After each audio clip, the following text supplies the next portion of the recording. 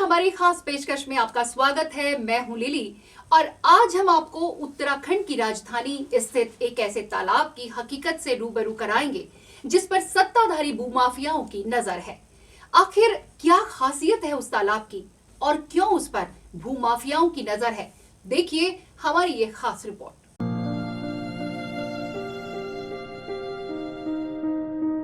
चारों ओर फैली ये हरियाली यूं तो एक बार में बरबस ही किसी को भी रुकने पर मजबूर कर दे, लेकिन इस फैली हुई हरियाली में छुपा है एक खूबसूरत नजारा। जी हाँ, दरअसल आपको चारों ओर जो फैली हुई हरियाली दिखाई दे रही है, ये कोई खाली मैदान नहीं, बल्कि ये किसी वक्त में एक खूबसूरत तालाब हुआ करता था, जहाँ के पानी में अलग अलग प्रजाति की मछलियाँ अठखेलियाँ किया करती थी। किसी वक्त में इसी तालाब में कई दुर्लभ प्रजाति के मेंढक और फूल जन्म लेते थे, लेकिन जैसे जैसे वक्त बदलता गया और जैसे जैसे हम आधुनिकता के आगोश में खोते चले गए, वैसे ही धीरे धीरे ये खूबसूरती से लबरेज जगह भी आधुनिकता की भेंट चढ़ती गई। हालांकि ऐसा नहीं है कि इस ओर किसी का ध्यान नहीं गया। लोगों से जब हमने बात की तो पता चला कि वर्तमान मुख्यमंत्री और तत्कालीन कृषि मंत्री रहे त्रिवेंद्र सिंह रावत ने इस जगह को गौरा देवी पार्क के रूप में विकसित करने के लिए यहाँ उद्घाटन भी किया था, लेकिन आज यहाँ उस उद्घाटन का पत्थर भी कहीं दिखाई नहीं दे रहा। वहीं दूसरी ओर यहाँ के निवासियों का ये भी कहना है कि इस पर अब भूमाफियाओं की नजर भी है।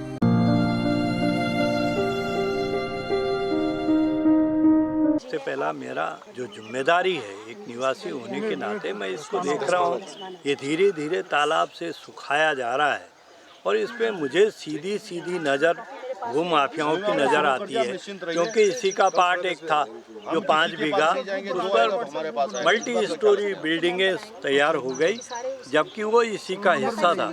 तो कहीं ना कहीं इसका पानी की निकासी भी कर दी गई। ये तालाब भरता था, इसमें मछली पालन होता था। यहाँ के बच्चे, सरकार ने जब कृषि मंत्री थे माननीय त्रिवेंद्र सिंह जी, उन्होंने गौरा देवी पार्क के नाम पर इसका उद्घाटन किया था। आज वो उद्घाटन का पत्थर भी डूब गया और सोच भी डूब गई।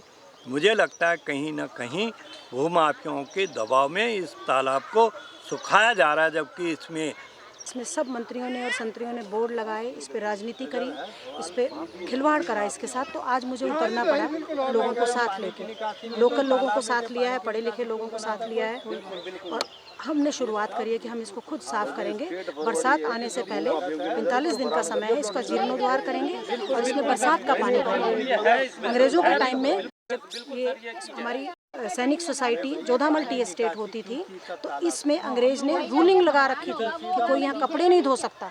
आज मैं पुराने बुजुर्गों से मिली हूँ यहाँ पे, यहाँ कपड़े नहीं धो सकते थे, कपड़े नहीं धोने की रूलिंग थी। तो आज तो यहाँ पे मल मूत्र गंदगी सब हो रहा है।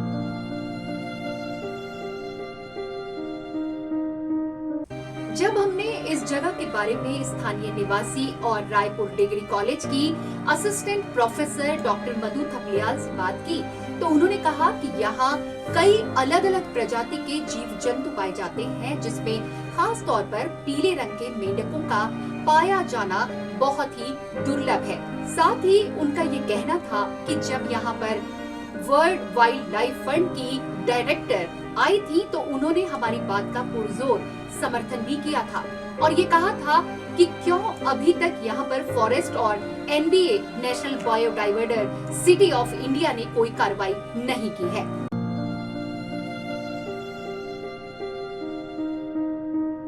इस तालाब को जो आप ये देख रहे हैं, इस तालाब में ये तालाब बहुत सारी एक्वेटिक जो एम्फीबियन स्पीशीज़ हैं और जो वेजिटेशन है यहाँ का, उसका घर भी है।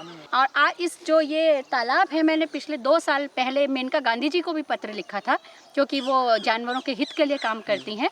तो इस पॉन्ड में पीले रंग के मेंढक होते हैं और उनका साइज़ नॉर्मल से बहुत बड़ा होता है। तो एक स्पेसिफिक टाइम पे मॉनसून में बहुत ही कम ड्यूरेशन के लिए 2 दिन से ज़्यादा आपको बाहर नहीं दिखेंगे। इसको क्योंकि पीले मेंढक को बचाने की मुहिम में जो कार्य किया था, उसको देखते हुए NBA एक अथॉरिटी है, national biodiversity authority of India, जो सबसे बड़ी अथॉरिटी है इंडिया के अंदर, पिछले माह उसकी जो चेयरपर्सन है वो यहाँ पर खुद आई थी, डॉक्टर मीरा कुमार जी, और WWF world wild life fund की डायरेक्टर वैशेष उप्पल यहाँ पर आई थी देखने के लिए, और उन्होंने इस बात का पुरजोर समर्थन किया कि क्यों अभी तक वाइल्ड लाइफ वालों ने, क्यों फॉरेस्ट वालों ने और क्यों स्टेट बायोडाइवर्सिटी बोर्ड ने इसके लिए एक्शन क्यों नहीं लिया।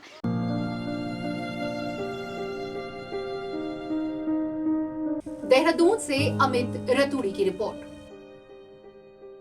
तो ये थी एक ऐसे तालाब की कहानी जिसके पास से यूं तो सत्ताधारी लोग हर दिन गुजरते हैं, जिसके पास से मुख्यमंत्री की फ्लीट भी गुजरती है, लेकिन अभी तक इस तालाब की आवाज किसी के कानों तक नहीं पहुंची।